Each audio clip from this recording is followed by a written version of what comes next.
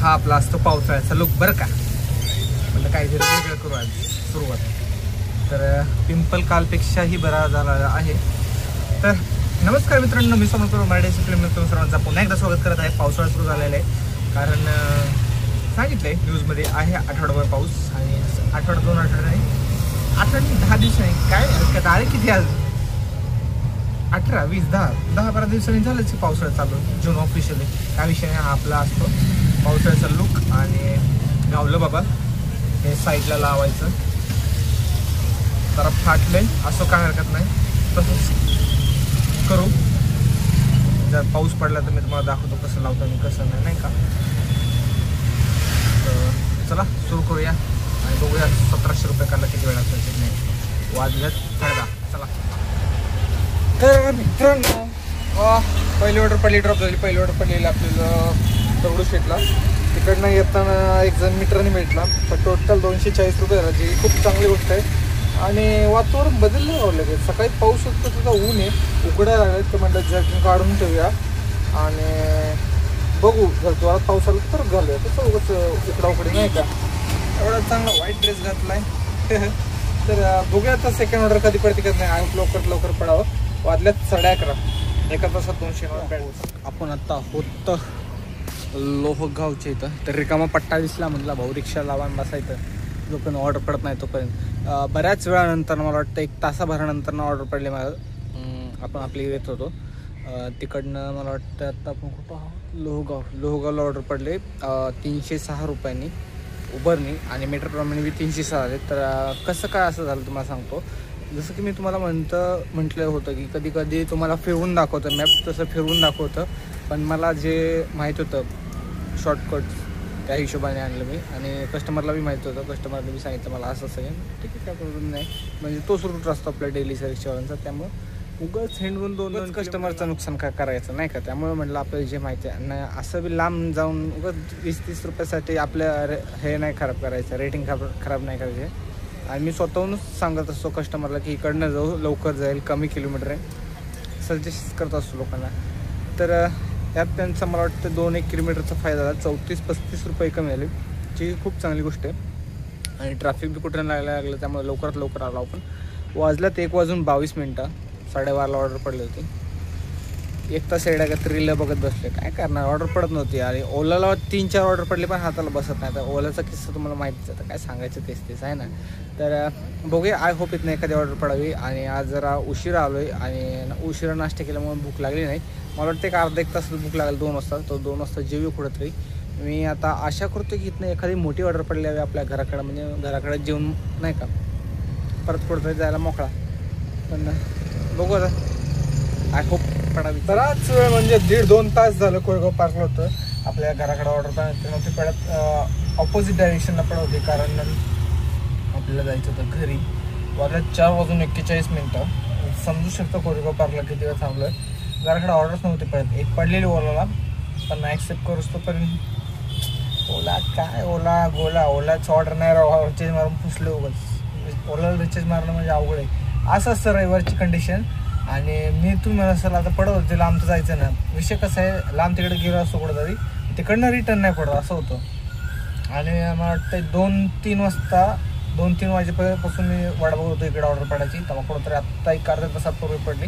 मग कोरेगाव पार्कला होतो, तिथनं इकडं आलो स्वारगेटला नियर बाय. तर वाजल्यात 4:42.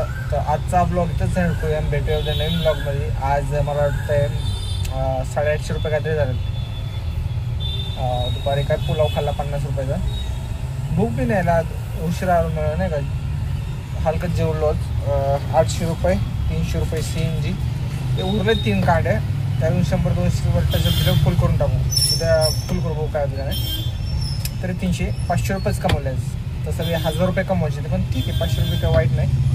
तसं बी आपण ड्रायव्हरची सुट्टी घेतो. पण म्हणलं चला काय हे करणार. काल सुट्टी होती, काल सुट्टी घेतली म्हणून म्हणलं आज जावं नाही का. काल परवा 2 दिवस नव्हतं गावाला गेलो. त्यामुळे मग म्हणलं चला आज रविवारी 400-500 करून आहे ना 1000 करू म्हणतो. पण आपण म्हणलो आणि केलं असं होतं आहे कुठं. हां बघा ऑर्डर पडली गेली. उबरला ऑर्डर खूप कमी झालेत, सगळे कस्टमर ओलाकडे आणि रॅपिडोकडे वळलेत आणि ते मीटरनी येत नाहीत. आता ते मीटरचं सिस्टीम बंद झाले, लोक ऐका ना. आता काय करायचं, एक पडलेलं त्याला सांगितलं नाही, म्हटलं उतर, म्हटलं भाऊ काय आता तुला सांगून मी समजा, म्हटलं काय करू, उतर म्हटलं बिंदास. गेलं म्हणते काय कस्टमर हरत नाही, त्यामुळे 2 तास इथं बसलो मी, रोखडून बसलो. 10 किलोमीटर दाखवतं, 123 रुपये दाखवते. म्हटलं कुठला हिशोब आहे, शॉर्टकट दाखवताना त्यांना बुकिंग करताना शॉर्टकटने दाखवतात आणि आपल्याला दाखवताना लॉंग रूटने दाखवतात. प्रत्येक रूट आपल्याला माहीत नसतं. मग 10 किलोमीटर 123 मध्ये कसं जाणार ना, तिथं माझं डोकं आलं. त्यामुळे म्हटलं भाऊ जाऊ दे, जमत नाही, सोड जाऊ दे. मीटर नाही आहे ना बाबा, असं सांगितलं 10 किलोमीटर 170 अंदाजे होईल. तर ऐका थोडंसं आगे करलो ना. Okay sir, no problem.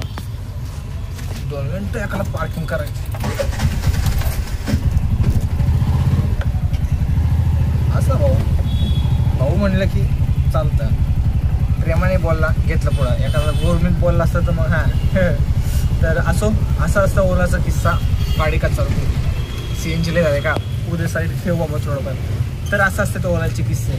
Booking करताना शॉर्टकटने दाखवतात आणि फिरवताना लावून फिरवतात, जे की आपल्याला परवडत नाही. ठीक आहे, तर काय विषय नाही. 1 आठवडा 2 आठवड्यानंतर पावसाळ्यात आपल्याच फायदा आहे ओला आणि रॅपिडोमध्ये. पण उबर जे आहे ते मीटरप्रमाणेच न्यायला लागेल, कारण लोक आता ऐकणार नाही. आणि साहजिक आहे, आपल्याच फायदे. व 4 महिन्याचा विचार नाही करायचा, पुढच्या 8 महिन्याचा विचार करायचा. आणि सतत सर्च पे नाही भेटत. जेव्हा जोरात पाऊस चालू असतो, हे खूप 4 महिन्यापैकी मला वाटतं 1-2 महिने तसंच चालू असेल, किंवा 1 दिवस आज नाही तर 1 दिवस उद्या असं. काही दिवस फक्त राप पाऊस पडतो, म्हणजे कंटिन्यू पाऊस पडतो, काही दिवस नाही पडत. त्यामुळं कधीतरी सर्च पे भेटतो, कधीतरी नाही भेटत. त्यामुळं कशाला उगाच नाही का कुठं पडले नाही बाबा, तिकडे नाही यायचं. स्वारगेटच्या तिकडं नाही यायचं, आता कात्रजकडं जायचं. कात्रजकडं द्या 70-80 रुपये होतं माझे. स्वारगेटवरून 70-80 रुपये होतं साहजिक, किंवा 100 रुपये द्या, काय हरकत नाही. पण एंड ऑफ द स्टोरी सांगायचं एवढंच की संडे जर तुम्ही काम करत असतं, संडेला असं वातावरण असतं. आणि जुना जर झालं दळ्यावर तर नाहीच नाही, सांगायची गरज बी नाही, तुम्हाला ऑटोमॅटिक कळेल, काय विषय नाही. नवीन ड्रायव्हरला पडत असतं ऑर्डर, नवीन बादशाह असतो, काय विषय नाही. मी बी 6 महिने बादशाह असतो, म्हणून जसं काय सांगितलं. संडेला बी काम करतो, संडेला मी 3-3 हजार रुपये केले. काय आता तेच रिपीट करण्यात माझ्या नाही, असं काय हरकत नाही. जर तुम्ही जुने असाल ड्रायव्हर आणि जर तुमचं लोन फिटलेलं असेल, माझं काय अजून 1.5 वर्ष राहिले, मग 2-2 म्हणत होतो. पण त्या दिवशी कॅल्क्युलेशन मारलं 1.5 वर्ष, कारण झाले की निम्म वर्ष, अजून निम्म वर्ष झाले की झालं दिवाळी. 5-6 महिन्याने आली दिवाळी, ऑक्टोबरलाच आहे. ऑक्टोबर आलं म्हणजे दिवाळी आली ऑक्टोबरलाच दिलेली 1-2 वर्षापूर्वी.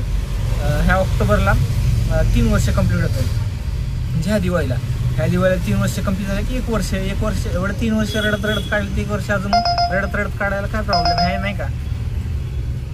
तर सांगायचं कसं असं की संडेला कामाला येऊ नका, कारण संडेला आराम करा, घरी टाईम द्या, घरच्यांना बी टाईम द्या आणि संडे एन्जॉय करा. नुसतं काम करून कुठं घेऊन जाणार एवढा पैसा. बाकी मंडे टू सॅटर्डे, सोमवार ते शनिवारपर्यंत दाबून काम करायचं भाऊ. 2000 सहज काढायचे, एवढं काम करायचं. जमलं तर मी जसं म्हटलं 4ला उठायचं. जोपर्यंत 2 होत नाही भाऊ, तोपर्यंत घरी जायचं आहे. CNG मेंटेनन्स सगळं जाऊन.